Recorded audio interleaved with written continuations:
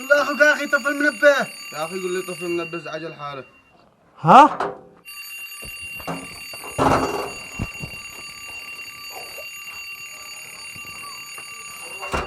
ياي ياي ياي واو ياي واو ياي ياي.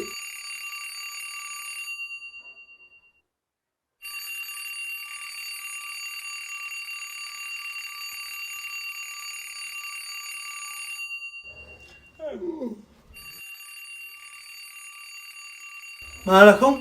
يا اخي طفي المنبه ازعجت الحاله. ها ادخلنا البيت. انا اسف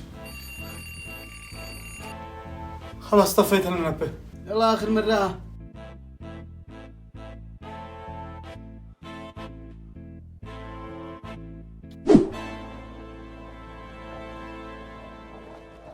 اسمع سير ادرس وهذا خليها معك مصروف ومواصلات. يلا سلام يا اخي، الله يحفظك الله يحفظك. والله ما نش عارف ايش اقول لك، ما نش عارف كيف ارد لك الجميل. رد لي الجميل. انت كمل دراسه وجي لعندي للجوله اشتغل بالألف حقي ما شديت الحين. ها؟ الألف تجي تكمل دراسه وتجي تشتغل به. سلام الألف هذا يكفي، ما عاد شيء 1000 ثاني. ألف ثاني ايش؟ ما بنقول سير ادرس ما الله اعلم انت بتسمع المحاضرات وانت داري ايش بيقول الدكتور ولا بتصير وتجيها كذا على الفاضي تخسرني زلط.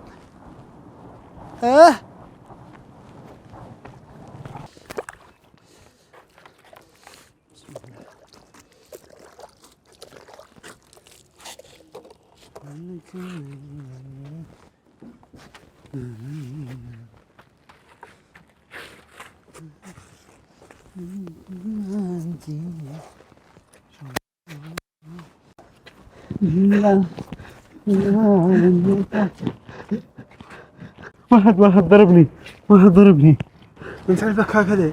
واحد هنيك ضربك؟ ايوه على هنيك. ايش؟ الذي ضربني هنيك. ايوه على ايش ضربك؟ الذي ضربني هنا قد سمعته هذا. على ايش ضربك؟ ها؟ على ايش ضربك؟ ها مدري ما ايش داري. عشان داري والله ما راحت له هكذا. طبعا لي بس رويني والله مسحب.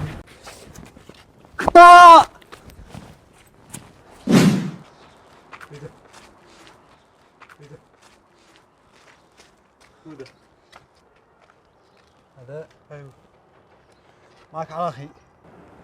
انت اللي ضربت اخي فعلت به هكذا. داري اللي مد يده على اخي ايش وقع به؟ ايش قاعبه؟ ايش هذا؟ النظارة لا اطرح النظارة. شوف لا بتهنجم انت عماء. مش وقت التنمر ذا الحين. هات النظارة وواجهني راس براس. هات النظارة. اي هذا النظاره حقك. ها ايه اطرق. النظارة ايه. ما قال لك دور النظارة عشان الحق اضربه وعدو هانا. دور النظارة هي. ايش؟ دور النظارة عشان الحق اضربه. صيح له الخبره. خلاص انا صيح له الحين. ينخبر عن النظارة. ايه واو هنا النظارة.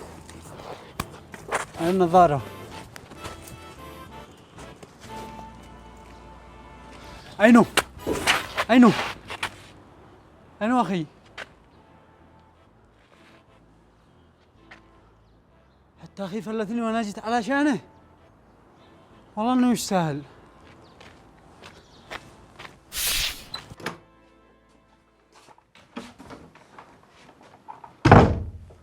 ايوه انسرت وقت المضربة.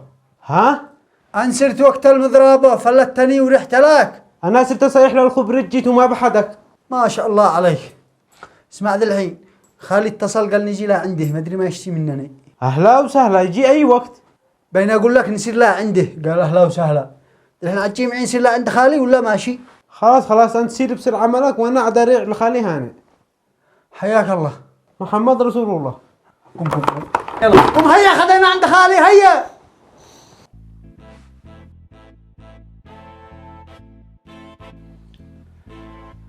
عش هذا يا خال. هذا حقكم بعد موت امكم ورثكم. ورث انا؟ هذا حقنا؟ ايوه. ايش نفعل بالذي الحين؟ كيف ايش تفعل به؟ حقكم.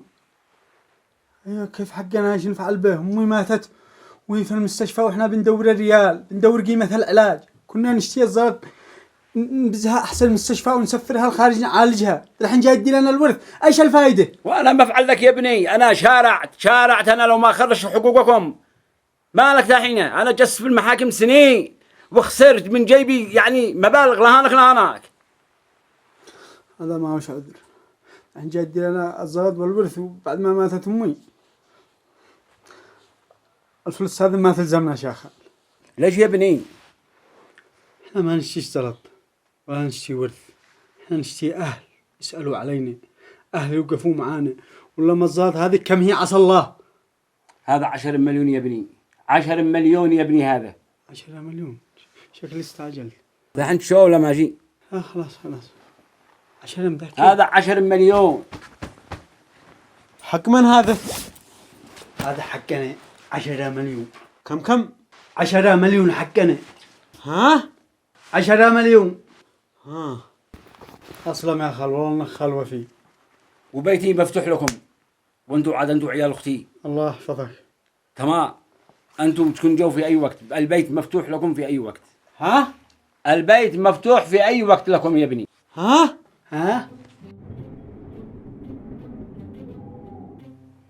الحين احنا ايش نفعل بالزلط هذه كلها؟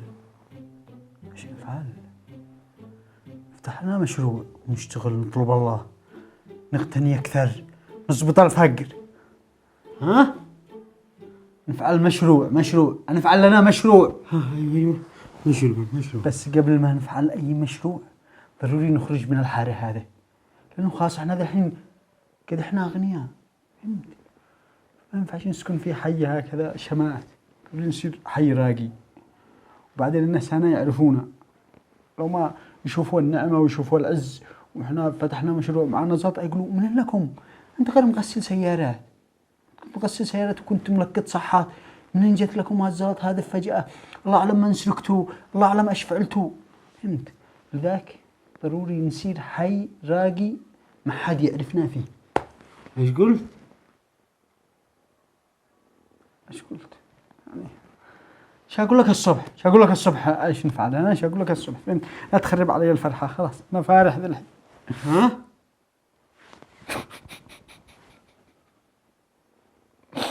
يا رب.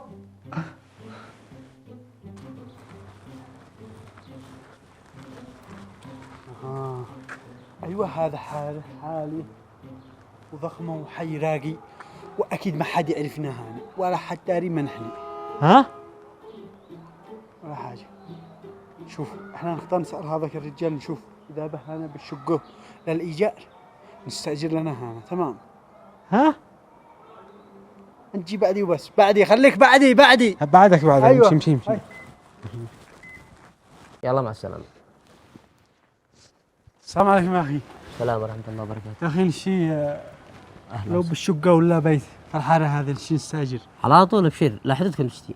شوف انا الشيء غرفتين ومطبخ هكذا وحمام، بس حاجه نظيف. على طول بس الإيجار غالي. بكم؟ ب 120,000. 120,000 120,000 يا مجنون في غرفتين مطبخ وحمام؟ يا غالي هذا الحي راقي ولا الشقة عاد جديدة، ما قد حد دخلها، لوكس جديد. اي لكن 120 اقول لك 120,000. ها 120,000 غرفتين مطبخ وحمام. يا ولد عيني أنا منك ملان. عينك لا ما تعرف يا اخي، يخلق من الشبه 40. انت ورينا بس اين الشقه، ورينا الشقه هي نبصرها. يلا على طول، بس أنا انقش شفتك. يا اخي ما قد شفتني، ورينا الشقه. انا اول مره اجي انا هذا البقعه. على طول يا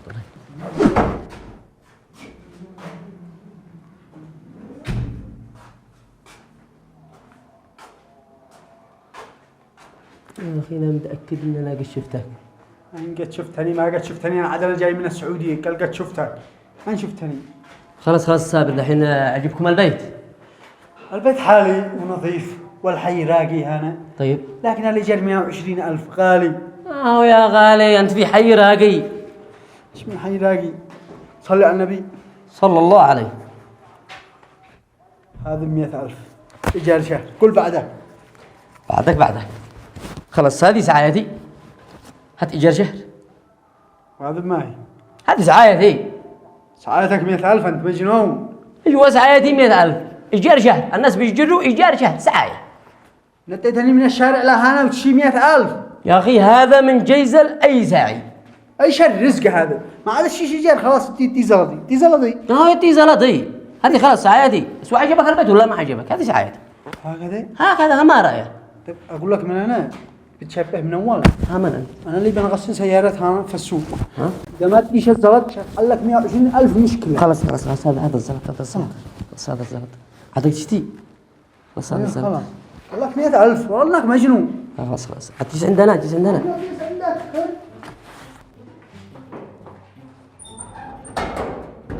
100,000 سعايه.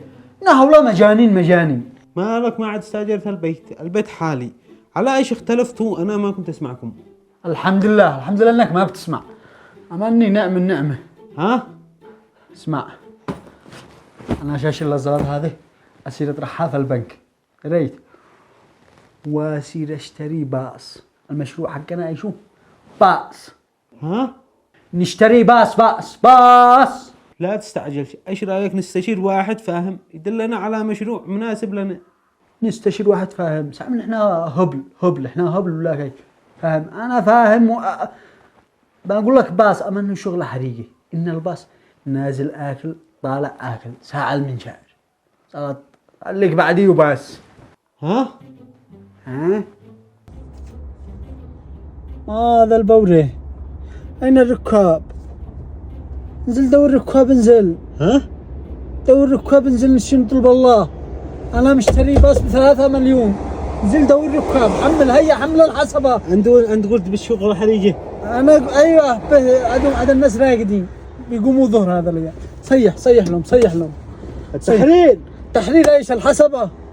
الحصبة ايوه الحصبة صيح. الحصبة ايوه حصبة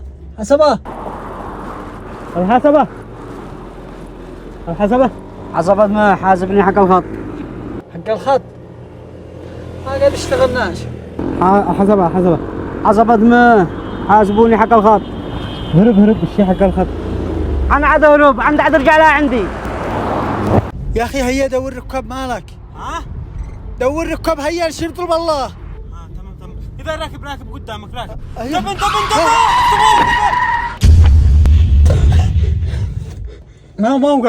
موقع انا نظر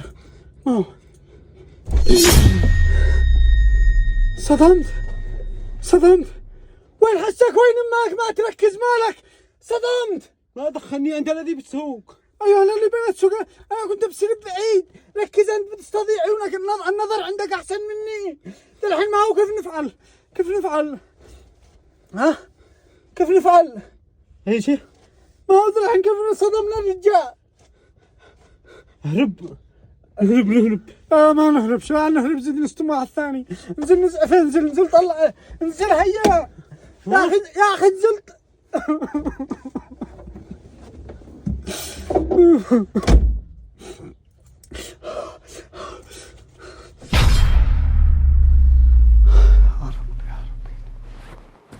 اسمع الضابط اذا جاء قول انه انت اللي صدمت. تمام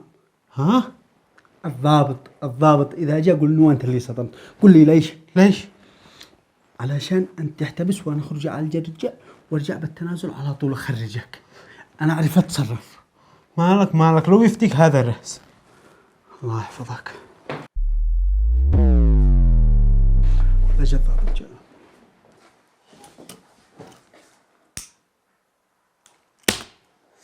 ايوه من الذي صدم الرجال؟ هذا الذي صدم. البس عدو جديد وهو عدو يتعلم. انا مقول الدلا وهو صدم. هذا قلت عاد تديني بالراس هذا. عسكري نزل على الحبس. يا حفاد. منو هذا؟ وينو احمد اخي؟ احمد اخوك وذكه. يا احمد جاوب مدري من بيصيح لك. وانا هذا هذا بس يا اخي. هيا ما فعلت. عالجنا الرجال والرجال الان بخير. الحمد لله انهم بخير. بكم عالجتك؟ كم طلعت التكاليف؟ التكاليف كم؟ مليون و300. كم يا مجنون؟ مليون وكم؟ 1,300,000. 1,300,000 ليش؟ صدمت بقادرة. مالك انت؟ انا وديته احسن مستشفى. تودي احسن مستشفى. ليش من قال لك تودي احسن مستشفى؟ انت انا قلت ودي اي مستشفى مش احسن مستشفى. بعدين ليش مليون ثلاث؟ ما هو هذا من عالجه؟ انا عالجته. من عالج مليون ثلاث حق ايش؟ هذا دكتور روسي. دكتور روسي؟ تدير الدكتور روسي ليش؟ ما هو جاء شلل ولا حاجه. انا خايف الرجال يموت ويعدموك. ما خليهم يعدموني ولا تعدم الزلط هكذا يا مجرم. انا اوريك خليني بس اخرج والله لا اشفي خليلي. الحين ما فعلت الحين. اين الرجال؟ الرجال روح بيتهم. قد روح؟ الحمد لله. وين التنازل؟ ايش؟ التنازل وينه؟ تنازل؟ التنازل ايوه وين التنازل؟ ليش التنازل؟ كيف ليش التنازل؟ ما اديتش التنازل. عالجت الرجال وقرحت من الفاث وما اديتش التنازل. يا رب انا ايش افعل بك؟ خليني اخرج بس وانا ارويك. عدو واقف، عدك واقف يا اخي. التنازل من ثلاثة وما فيش تنازل. يا رب انا ارويك.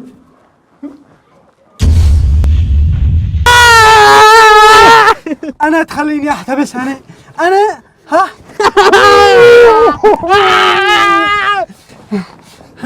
تصير تعالج الرجال في احسن مستشفى.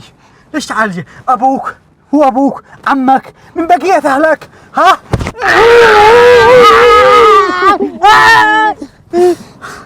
ودي عند دكتور روسي. ليش؟ هذا ما الدكاترة حقنا. ها صدقت المصطفى الممري ولا كيف؟ ها انا ما برضاش اسير عياده. امراض ما بنسيرش عياده. تودي عند دكتور روسي. ايش افعل بك انا؟ ايش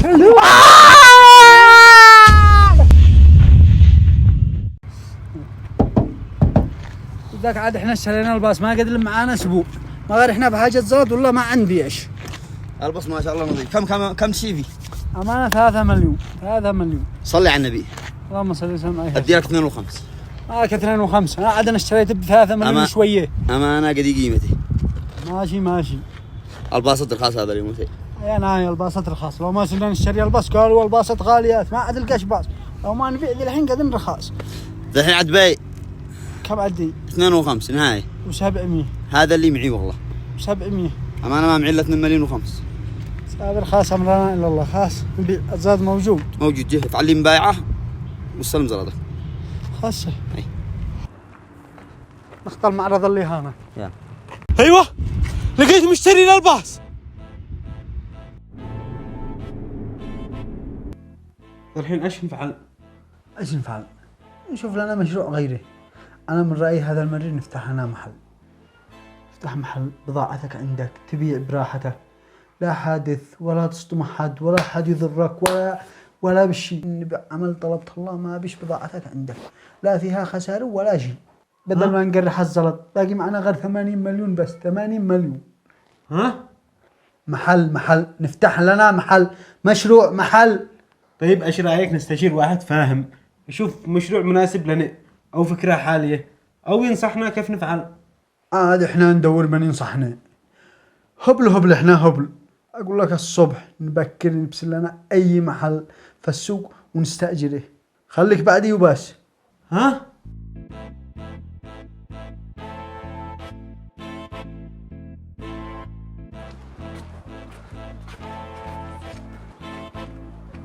يا احمد محل اللي جا. ايوه اتصل ذا الحين.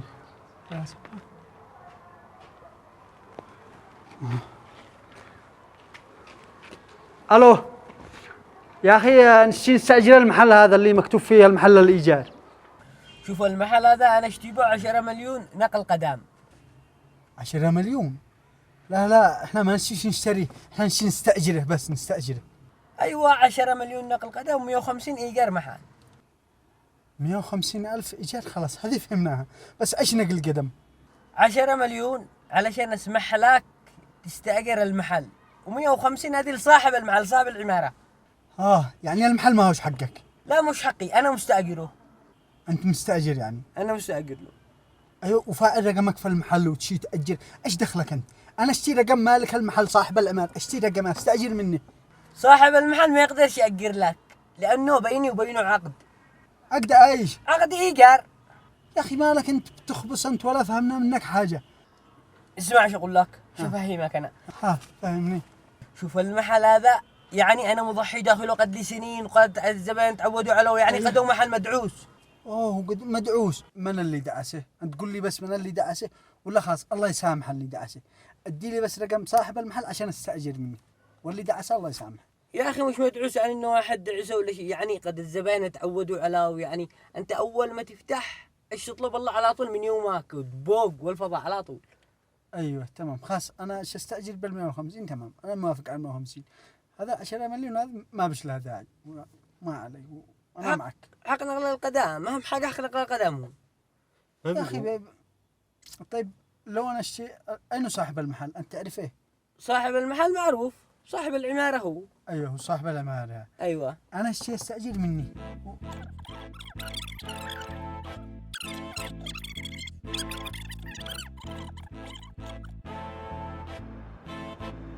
الحين خلاص افتهم لكم كيف يعني نقل قدم. ايوه خلاص افتهم لنا بالحين. يعني موافقين تستأجروا المحل، يعني تشتروا المحل مني ب10 مليون تستأجروا ب150 صاحب العمارة؟ شوف الصدق انه ما مش معنا المبلغ هذا، يعني غالي. ما انا كيف اعملكم انا؟ ما ادري صدق ما مش معنا المبلغ هذا قلت لك. انزل بس خلاص انزل. راحتكم. ها؟ حق من السيارة؟ ما بيقول. ها؟ صح السيارة حقك السيارة. خلاص انزل احمد ربك انك ما سمعت حاجة. احمد ربك انت في نعمة. انزل. ايش؟ ولا انزل نروح. والله شكرا اخرناك وتعبناك معنا. العفو. ما شاء الله اليوم لابس فانيلة البرشا. فانيلة البرشا هذه فانيلة ريال مدريد. ايش هي البرشا؟ ها؟ فانيلة ريال مدريد هذه، ريال مدريد ما ايش البرشا. صدق وانا كده لي سنتين بنشجعهم قسنهم برشلونة. سنتين بتشجعهم على اساس انهم البرشا؟ انت صنج ولا حول ولا معك خبر انت؟ اقل شيء بتسمع المعلق وهو يقول ريال اين الريال وين البرشا وين وكذا كصنج انت اصلا ما بتسمع. اقل شيء اقرا يعني الريال اين انت بتفهم من الجامعه هذا ولا بتصير وجهها كذاك على الفاضي؟ بتفهم انت من الدكاتره اللي في الجامعه؟ ها؟ انت بتفهم من الدكاتره اللي في الجامعه؟ الدكاتره ما بيشرحوا سوا وانا ما بين افهم منهم. ما بيشرحوا سوا. هو انت الله صنج انت. لا تدرس خلاص بطل الجامعه بريد لك كلمه. لا تدرس اشتغل معي في المحل. انا مريع الحين واحد قال محل عرطه. ها؟ محل عرطه قال انه مع الديكور ومع نقل القدم مع كل شيء مريع له بس يتصل لي ياكد علي. ها؟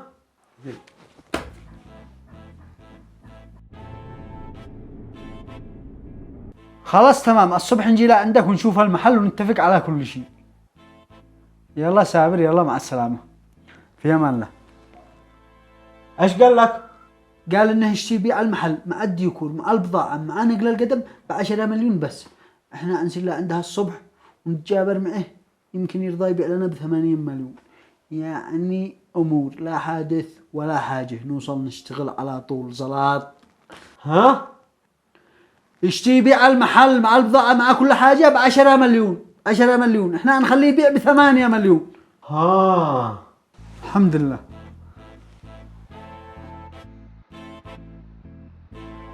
وهذا المحل وهذا الديكور وهذا البضاعة. المحل اشتري فيه 10 مليون ريال مع نقل القدم. حلو جدا 10 مليون بس. شوف الصدق الفلوس اللي معانا وجاهزة هي 8 مليون بس. انت اذا تبيع لنا ب8 مليون احنا حنشتري. سهل ما نختلفش. انا اصلا ما محتاج الزلط. سد لي زلط وعلى طول انا ابيع لك الان. خلاص وانا اشتريت. يلا نفعل العقد بيع وشراء واحول لك الزلط الان. يلا هي. كم تشوف المحل كم ايش قد كملنا بيع وشراء خلاص قد الناس كملوا. كم ايجار المحل؟ ايجار المحل 100,000. 100,000 خلاص بسم الله توكلنا هاي. يلا هي. بسم الله يا رب لقينا خير ودحنا شر. رزقنا يا رب رزقنا. شي نعوض. اسمع اليوم نشي نشتغل ب 200,000 ب 200,000. ها؟ ها؟ اسمع، بسر عملك نظف هالبضاعة. ها مسح البضاعة، نشيت زبون يجي والبضاعة بتلمع بسرعة. هيا قبل ما أمان لخصم عليك من الراتب. أنت معك راتب، خليها في راسك معك راتب، أنا شخصم بسرك باب فهمت؟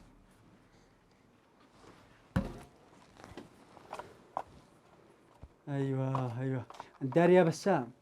ها؟ بسام لا ضربنا الله. ماذا ولا بالزبون من الصبح. ها؟ اسمع، اشراك اليوم نفعل لنا اجازه. ها؟ اجازه اليوم نفعل لنا اجازه. اجازه من اول يوم. هي ناي على كثر الزباين يا سام. وذا بالزبون اهلا وسهلا. السلام عليكم. وعليكم السلام. هيا ما نفعل شي غلاف توصيله. سلام. وين مجاهد؟ مجاهد خلاص رحله كتبع لنا المحل. طيب حاسبوني الايجار. ايجار من اول يوم، احنا استاجرنا مثلا ندفع ايجار. طيب انا ما افعل لك. مجاهد باقي عنده حق ايجار 3 اشهر. ايجار 3 اتصله ويدي لك الايجار. مجاهد وشكل طيب. صلى انت اللي اشتريت منه. صلى انت، فانا ما افعل لك. المهم انا اشتري ايجاري بكره. اجيب ايجاري جاهز. حق 3 اشهر، ماشي انت واخبر. سابر اظن ان شاء الله مجاهد يحاسبك. المهم بكره ماشي، ما اجي اخليك لكم المحل. الايجار خاطرك. الله معك.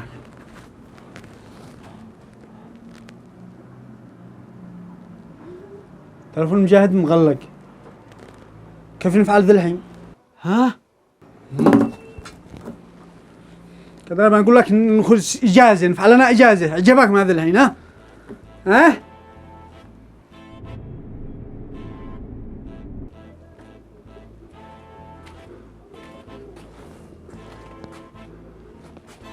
هيا طلبنا الله. ايه واو ايه مالك راقد انت؟ مالك اشتغل. ما فعلت لقيت مجاهد. ما لقيتش مجاهد، بس سألت عليه والناس دلوني على بيتهم، وبعدين قالوا انه مسافر. مشوه موجود يعني. ها؟ سافر، قالوا سافر. وذا الحين ايش تفعل؟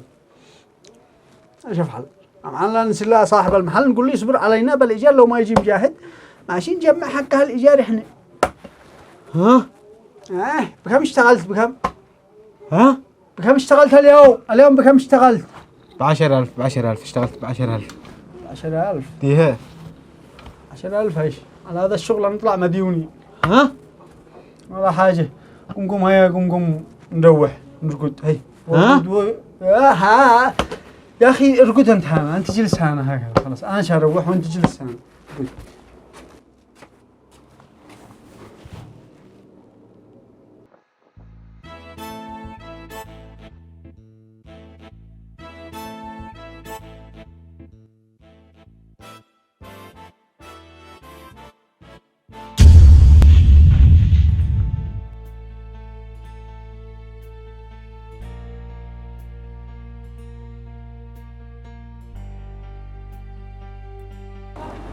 أصبحنا الملك لله. افتح.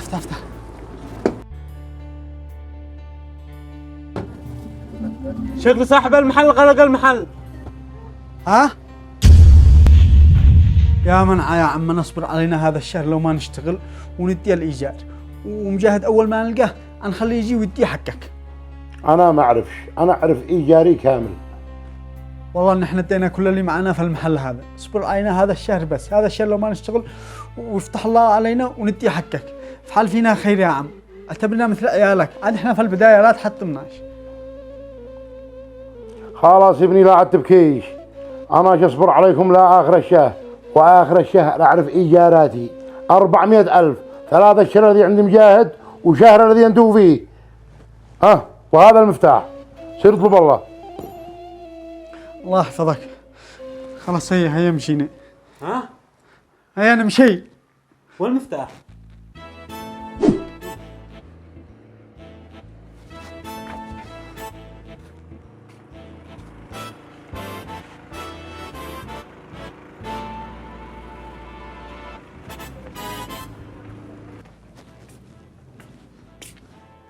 السلام عليكم يا أخي. السلام ورحمة الله، حياك يا أخي. يا أخي تعرف مجاهد اللي كان ماسك المحل هذا اللي جنبك؟ أيوة، ماله؟ اشتي أسألك، هو ليش باع المحل؟ يا أخي قدك داري ما بش عمل، والمكان هذا الموقع مش هو مناسب بيني وبينك للمستلزمات والإلكترونيات هذه.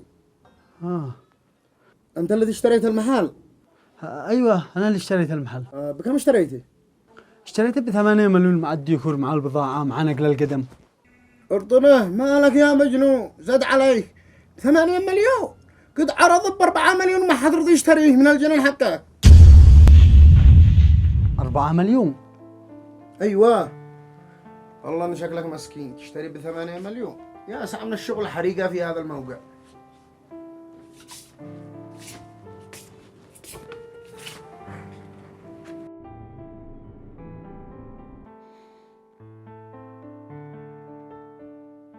خلاص سهل، طز في الزلط، لا تضبح بنفسك. نصب علينا بس صدقني الله باي يخرج حقنا مني. ربك ما يرضى بالظلم. مالك ذا الحين لا تحطمنا، احنا نشتغل ونفعل الذي علينا وربك باي يعوضنا. لا تستسلم من البداية، خليك قوي. الله المستعان، طلعت أهبل وأنا كنت أحسب نفسي ذكي. ها؟ كنت أحسب نفسي ذكي طلعت أهبل. الواحد ما يتعلم بلاش، هذا قدو درس لنا. صح، الواحد ما يتعلم بلاش. صدقني إني اشتغل وأعوض بدل المليون 10. ها؟ قلت لك اشتغل وأعوض بدل المليون 10.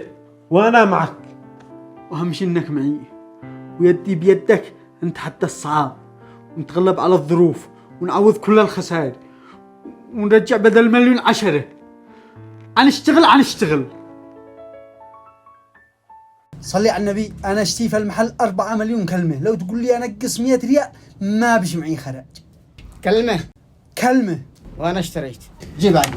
ها حتبيع المحل بخسارة؟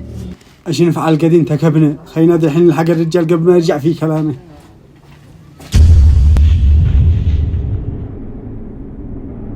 الحين ايش رايك نصير نستشير واحد فاهم في التجارة، ولا يدي لنا فكرة حالية، ولا ينصحنا كيف نفعل؟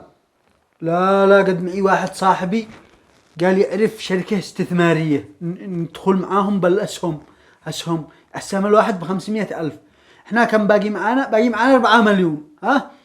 بندخل ب3 مليون و500، 7 أسهم، ونكون نستلم كم في الشهر؟ 100,000 على كل سهم، يعني 700,000. يعني زلط، يعني عاد نعوض. شركة استثمارية السهم الواحد ب500,000. لا أنا مش معك في هذا الشيء. هؤلاء نصابين. كم يا قصص قد وقعت هكذا، وكم يا ناس قد انتقبوا. مالك يا نصابين، هؤلاء معاهم مكتب في حده، قال صاحبي، وصاحبي قد شارك معاهم بالناس خيرات، قد شاركوا صاحبي قد للسنة بيستلم منهم زلط سنة. لا أنا مش معك في هذا الشيء. صدقني إني بشارك معاهم، يا بها يا عليها، الشيء عوض الخسارة. يا مدير، هذا صاحبنا يشتي يدخل في الشركة هذه 3 مليون و5، يشتي يدخل ب7 أسهم. خلاص تمام، ادخل اجيب العقود ووقعنا معاكم. خلاص تمام. اشيل الزلط. اشيله.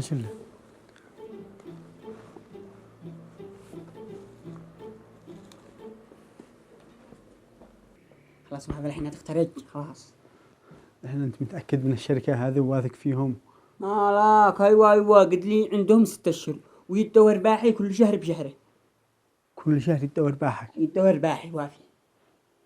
حلو. طيب معاهم مكتب؟ هم معاهم مكتب؟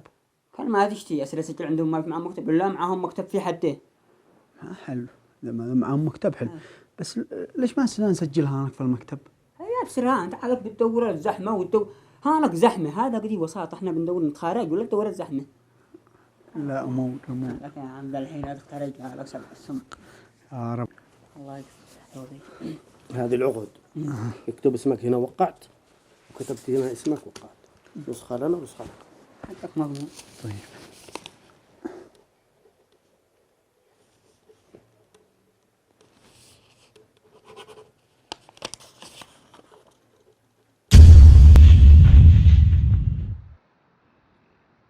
يا أحمد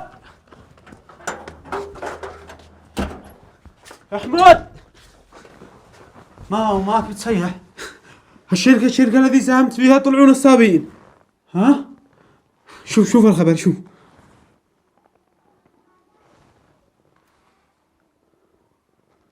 ها؟ الشركة اللي سجلت أنا فيها طلعوا نصابين. ها؟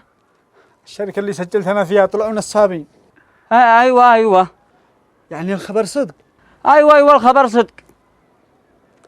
طيب كيف نفعل؟ هل نسير لبيت الوكيل اللي وقع معنا العقد ونخليه يرجع زلطنا كلها لاخر يعني؟ قد صرت قبلك لا بيتهم والبيت مغلق وما بيش احد. كيف؟ طيب نسير المكتب حقهم، انت قلت معاهم مكتب فيه حده. المكتب حق بس انا ما اعرفش المكتب. كيف ما تعرف؟ انت قلت ان معاهم مكتب فيه حده. هو قال لي ان معاهم مكتب في حده بس انا مانيش داري وينه. يعني ايش؟ الزلط قرحات. ها؟ بما انك استشاري تجاري اشتي استفسر منك عن حاجه. ايوه تفضل. انا كان معي 10 مليون، لو كنت اشتي افتح مشروع ايش تنصحني؟ يعني كان معك 10 مليون. طب وذا الحين ويني؟ قرحت في مشاريع فاشله. وجاي تستشيرني الان بعد ما قرحتها؟ ايوه. شوف، كان المفروض قبل دخول اي مشروع جديد تعمل بحث شامل لفهم السوق والجمهور المستهدف، وتفعل خطة عمل واضحة تتضمن الأهداف والميزانية والجدول الزمني، والتأكد من تقييم المخاطر. يعني في حال تعثر المشروع أو حصل حاجة لا سمح الله يكون معك استراتيجية تقدر تتعامل معها. أو تشوف الحاجة اللي أنت فاهم فيها وتطورها. مثلا أنت إيش بتشتغل؟ أنا كنت أغسل سيارات. خلاص حلو، دام أنت فاهم في هذا الشغلة ليش ما تروح تفتح لك سرويس بدل ما تدخل لك من مشروع لا مشروع وتخسر زلطك. اوه ما جتش هذا الحاجة في راسي. خلاص هذا قدو درس لك عشان مرة ثانية تروح تعمل دراسة جدوى لأي مشروع تدخل فيه. ها؟